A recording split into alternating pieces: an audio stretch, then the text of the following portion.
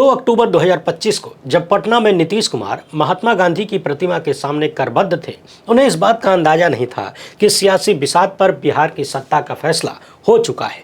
25 से 30 का हिसाब हो गया है। कहिए कि चुनावी नतीजों से पहले ही दिल्ली ने यानी गुजराती जोड़ी ने फैसला कर लिया है। ये जंग बिहार की है, मगर दांव पर साबुत नीतीश कुमार हैं, यानी नीतीश कुमार हैं। सवाल ये है कि क्या 2025 के विधानसभा चुनाव में बीजेपी नीतीश कुमार को उसी तरह खत्म करेगी जैसे उसने 2020 में मुकेश सहनी को खत्म कर दिया? और यदि ऐसा हुआ तो नीतीश कुमार खुद का वजूद बचा पाएंगे या फिर बीजेपी के जाल में फंस के नीतीश और उनकी पार्टी दम तोड़ देंगे? क्योंकि प्रशांत किशोर जो आरोप लगा रहे हैं, उन आरोपों पर नीतीश चुप है और इसी चुप्पी से ये सवाल उठने लगा है कि नीतीश कुमार आखिर चुप क्यों है। साल 2005 के बाद भ्रष्टाचार के मामलों में नो नॉनसेंस रवैया रखने वाले नेता को क्या हो गया है? क्योंकि यही नीतीश कुमार हैं जो 2005 से लेकर 2024 तक लालू यादव और तेजस्वी यादव के भ्रष्टाचार पर सियासी मोर्चा खोले रहते थे। लेकिन आज नीतीश कुमार इस हैसियत में भी नजर नहीं आते कि वो अपने ही मंत्रियों से उनके ऊपर लगे आरोपों पर जवाब मांग सकें, भाजपा से ये बोल सकें कि तुम्हारे नेता के पास डिग्री असली है या फर्जी है। क्योंकि आरोप सिर्फ नीतीश कुमार को मानस पिता मानने वाले अशोक चौधरी पर नहीं है, उप मुख्यमंत्री सम्राट चौधरी और स्वास्थ्य मंत्री मंगल पांडे पर भी है। मगर नीतीश चुप है। उनकी हिम्मत नहीं हो रही है कि वो 2005 में जीतन राम मांझी की तरह बीजेपी के किसी नेता से सफाई मांग लें या कैबिनेट से निकाल दें। 2005 में जीतन राम मांझी ने कैबिनेट मंत्री के तौर पर शपथ ली, मगर उन पर भ्रष्टाचार का आरोप लगा था और नीतीश ने शपथ ग्रहण के बाद जीतन राम मांझी से इस्तीफा ले लिया। बाद में जब जीतन राम मांझी को क्लीन चिट मिल गई तो उन्हें कैबिनेट में शामिल किया गया। और जब मार्च 2018 में अश्विनी चौबे के बेटे के खिलाफ हिंसा भड़काने के आरोप लगे तो नीतीश कुमार ने बीजेपी के कद्दावर नेता के बेटे के खिलाफ कार्रवाई में भी कोताही नहीं बरती। और 2017 का वो वाकया भी मत भूलिए जब नीतीश कुमार ने तेजस्वी पर लैंड फॉर जॉब मामले में आरोप लगने के बाद पलटी मार ली थी। मगर वो साल दूसरा था, ये साल दूसरा है। भाजपा का तो छोड़िए, नीतीश अपनी ही पार्टी के नेता के खिलाफ एक्शन नहीं ले पा रहे हैं। और कौन ये बात नहीं जानता कि ललन सिंह और अशोक चौधरी में एक समय 36 का आंकड़ा था। सवाल यह है कि अशोक चौधरी के खिलाफ प्रशांत किशोर को कागज किसने दिया? ये कागज महागठबंधन को क्यों नहीं मिल रहा है? कांग्रेस को क्यों नहीं मिल रहा? आरजेडी को क्यों नहीं मिल रहा है? आखिर प्रशांत किशोर के पास ऐसा कौन सा सूत्र है जो सारे भ्रष्टाचार के कागज उनके पास पहुंच रहे हैं और ये लोग कहां पीछे रह गए?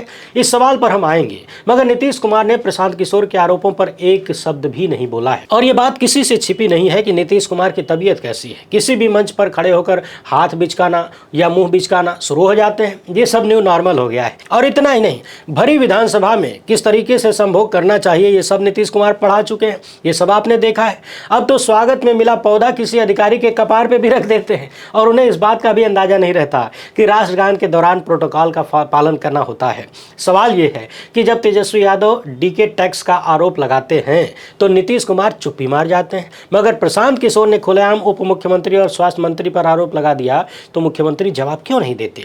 तो बात चाहे डीके टैक्स की हो या प्रशांत किशोर के आरोपों की, बिहार का पूरा विपक्ष जानता है कि आखिर व्यवस्था को चला कौन रहा है, डीके टैक्स वसूल कौन रहा है। सवाल ये भी है कि सब कुछ जानते हुए नीतीश कुमार खामोश क्यों है? मगर उससे भी बड़ा सवाल ये है कि आखिर भाजपा नीतीश कुमार को 2025 के चुनाव में 100 से ज्यादा सीटें देने को तैयार क्यों है? और क्यों एनडीए की हर पार्टी कह रही है कि चुनाव नीतीश के ही नेतृत्व में लड़ा जाएगा, चाहे चिराग पासवान हो या जीतन राम मांझी। हर कोई बीजेपी की लाइन पर चल रहा है, मगर कोई भी ये नहीं कहता है कि चुनावी नतीजों के बाद नीतीश कुमार ही मुख्यमंत्री होंगे।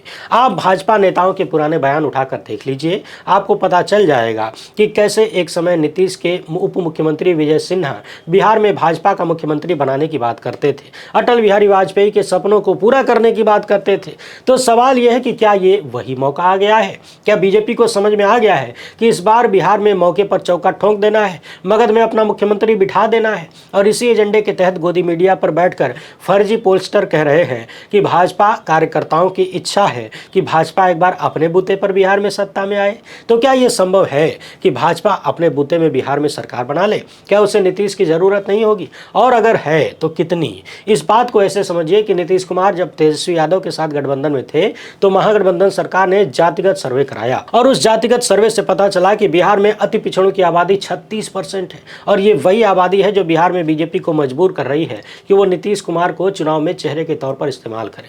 लेकिन चुनाव के बाद क्या होगा, इसका अंदाजा बिहार के अति पिछड़ों को भी नहीं है और बीजेपी इस बात को समझती है कि अगर नीतीश कुमार को उसने चुनाव से पहले किनारे लगाया तो अति पिछड़ों का वोट उसके हाथ से खिसक सकता है। और लालू यादव के पुराने बयान आप याद करेंगे तो समझ आएगा कि बिहार में भाजपा और नीतीश को किसने खड़ा किया।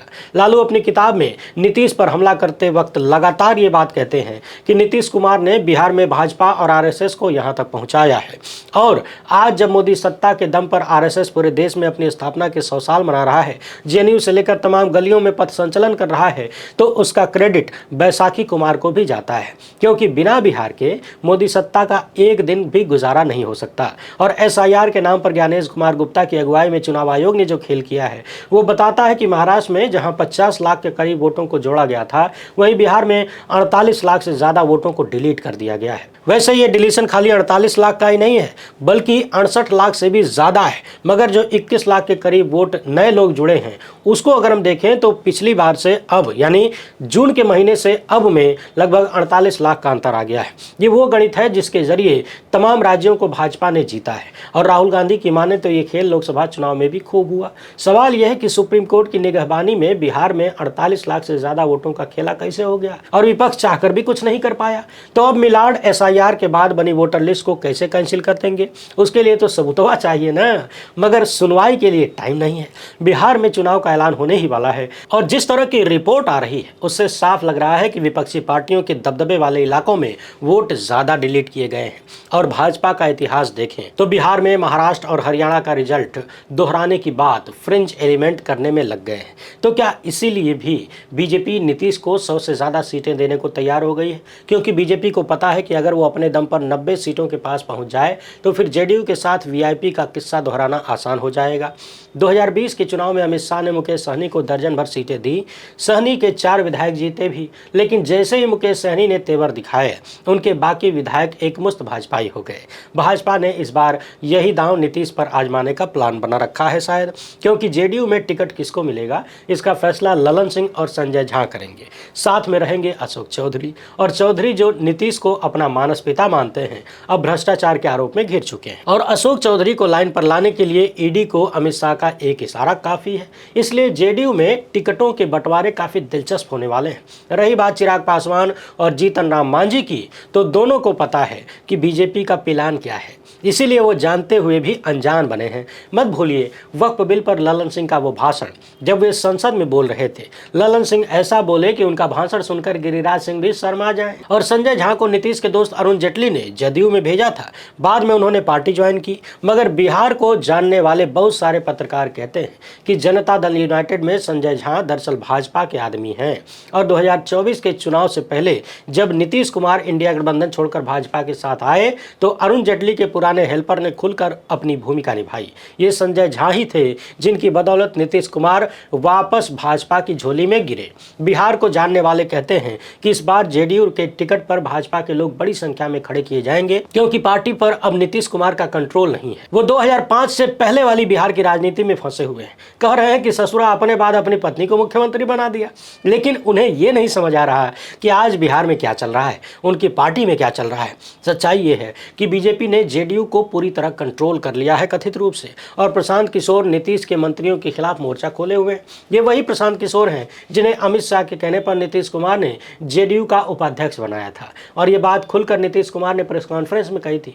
आज यही प्रशांत किशोर नीतीश कुमार के खासम खास अशोक चौधरी के खिलाफ मोर्चा खोले हैं, और प्रशांत किशोर के आरोपों पर जेडीयू के प्रवक्ता नीरज कुमार कह रहे हैं कि अशोक चौधरी को जवाब देना चाहिए। जिसने नीतीश कुमार को अपना मानस पिता माना हो वो नीतीश कुमार की छवि को बर्बाद कैसे कर सकता है। मगर अशोक चौधरी चुप है, नीतीश कुमार चुप है, और उनकी तबीयत को देखा जाए तो लगता नहीं कि अंतरात्मा की आवाज पर फैसला लेने वाले सुशासन कुमार अब इस हालत में हैं कि वो बिहार की राजनीति को समझ सकें और अंतरात्मा की आवाज सुन सकें। मगर भाजपा ने उनके चारों तरफ चक्रव्यूह रचा है। उस चक्रव्यूह में नीतीश कुमार पूरी तरह से फंस गए हैं और इस तरह फंसे हुए हैं कि उनके लिए बोलना भी संभव नहीं लगता। मजेदार बात यह है कि पिछले 11 सालों में प्रवर्तन निदेशालय ने विपक्ष के किसी भी बड़े नेता को नहीं छोड़ा, किसी पर भी मनी लॉन्ड्रिंग लॉन्ड्रिंग के आरोप लगे तो ईडी ने तुरंत कार्रवाई की। भले ही ईडी उसे साबित नहीं कर पाई और आरोपी नेताओं को सालों महीनों जेल की चक्की पीसनी पड़ी, मगर ईडी ने एक भी मौका गंवाया नहीं है।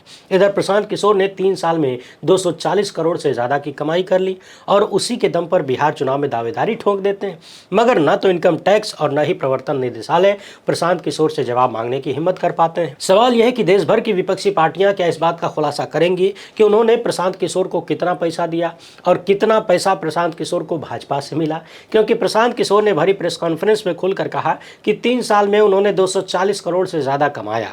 तो प्रशांत किशोर को यह भी बताना चाहिए कि पिछले 3 साल यानी 2022 से लेकर 2025 तक उन्होंने किन किन पार्टियों की सेवा की, उन्हें किस किस पार्टी ने किस काम के लिए कितना पैसा दिया और कितना पैसा गैर राजनीतिक सेवाओं के लिए मिला, क्योंकि जन स्वराज को पैसा देने वालों में वो लोग भी हैं जिनका सीधा ताल्लुक अडानी से है। सवाल कांग्रेस से भी है कि क्या पार्टी ये बताएगी कि 2017 में यूपी के लड़के वाले कैंपेन के लिए उसने प्रशांत किशोर को कितना पैसा दिया था। क्या जगन रेड्डी और ममता बनर्जी बताएंगे कि उन्होंने प्रशांत किशोर को कितना पैसा दिया? क्या केजरीवाल बताएंगे कि कितना पैसा दिया? मजेदार बात यह है कि 2021 में बंगाल का चुनाव हुआ था, उसके बाद प्रशांत किशोर ने तेलंगाना में केसीआर के लिए काम किया और फिर पीके ने किस पार्टी के लिए सीधे तौर पर काम किया, इसे याद करना बहुत मुश्किल है, क्योंकि बंगाल चुनाव के बाद ही प्रशांत किशोर ने आईपैक टीम से अपने आप को अलग कर लिया था और इसके बाद वो बिहार में सक्रिय होने लगे थे। इसलिए सवाल बनता है कि आखिर ईडी और इनकम टैक्स को प्रशांत किशोर का पता कौन बताएगा, या फिर प्रशांत किशोर जानते हैं कि सैया भय कोतवाल तो डर काहे का। दिलचस्प बात यह भी है कि प्रशांत किशोर बिहार में नीतीश कुमार की भाषा बोल रहे हैं। गोदी मीडिया के चैनलों को दिए इंटरव्यू में प्रशांत किशोर का दावा है कि उन्हें या तो 10 से कम सीटें आएंगी या फिर 150 से ज्यादा। याद करिए 1995 का विधानसभा चुनाव, जब नीतीश कुमार को सिर्फ 7 सीटें मिली थी और उसके बाद नीतीश कुमार मुख्यमंत्री बनते बनते रह गए और आज प्रशांत किशोर यही बात कह रहे हैं। मगर जिस तरीके से पीके के आरोपों पर पहले आरके सिंह और फिर अश्विनी चौबे ने मोर्चा खोला, वो बताता है कि पीके जिस जगह पर खड़े होकर बिहार में राजनीति कर रहे हैं उसकी छाया कहीं न कहीं उन्हें भाजपा के साथ खड़ा कर दे रही है, क्योंकि आरके सिंह और अश्विनी चौबे दोनों मंगल पांडे को निशाना नहीं बना रहे बल्कि सम्राट चौधरी पर निशाना साध रहे हैं, नीरज कुमार अशोक चौधरी पर निशाना साध रहे हैं। याद रखिए, सम्राट चौधरी कोयरी कुशवाहा समाज से आते हैं और यही समाज नीतीश कुमार का कोर वोटर भी है। और जब 2024 में बीजेपी ने किसी कुशवाहा को लोकसभा चुनाव में टिकट नहीं दिया तो लालू ने औरंगाबाद से अभय सिंह कुशवाहा को टिकट देकर बिहार में नए समीकरण की बुनियाद रख दी। सवाल यह है कि बीजेपी के नेता आखिर कोयरी कुशवाहा समाज को क्यों टारगेट कर रहे हैं? क्या उन्हें सम्राट चौधरी का विरोध करके एनडीए का नुकसान करना है या फिर किसी पुरानी दुश्मनी का बदला लेना है? क्या उन्हें इस बात का पता चल गया है कि 2024 के चुनाव में पवन सिंह को किसने चुनावी मैदान में उतारा था? उपेंद्र कुशवाहा की हार अगर हुई तो किसकी वजह से हुई, और अश्विनी चौबे को टिकट नहीं मिला तो किसकी वजह से नहीं मिला? क्या ये राज आरके सिंह और अश्विनी चौबे को पता चल गया है?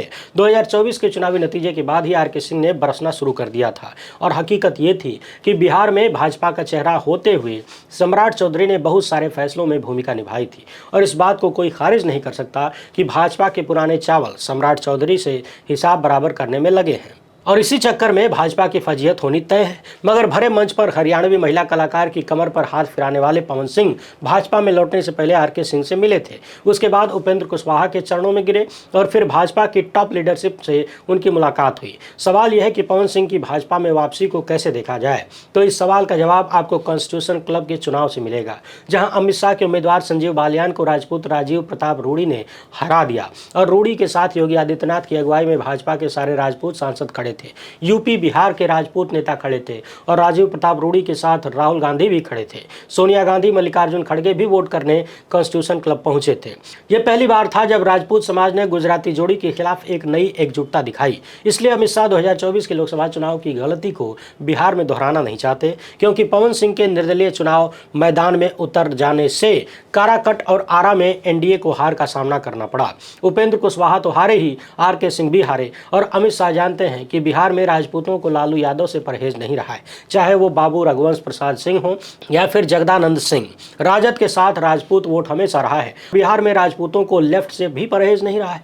आरा से माले के सुदामा प्रसाद ऐसे ही नहीं जीत गए। बिहार में बीजेपी राजपूत वोटों के भाजपा के साथ होने की गारंटी नहीं ले सकती और अमित शाह जानते हैं कि अगर पवन सिंह जैसे लोग निर्दलीय चुनाव लड़े तो राजपूतों का वोट बटेगा और उस बिहार में जहां 500 और 1000 वोट से जीत हार तय होती हो, वहां पवन सिंह को अपने साथ रखना कितना जरूरी है, इस बात को अब भाजपा ही समझ गए हैं। मगर मूल सवाल वही है कि नीतीश कुमार का क्या होगा।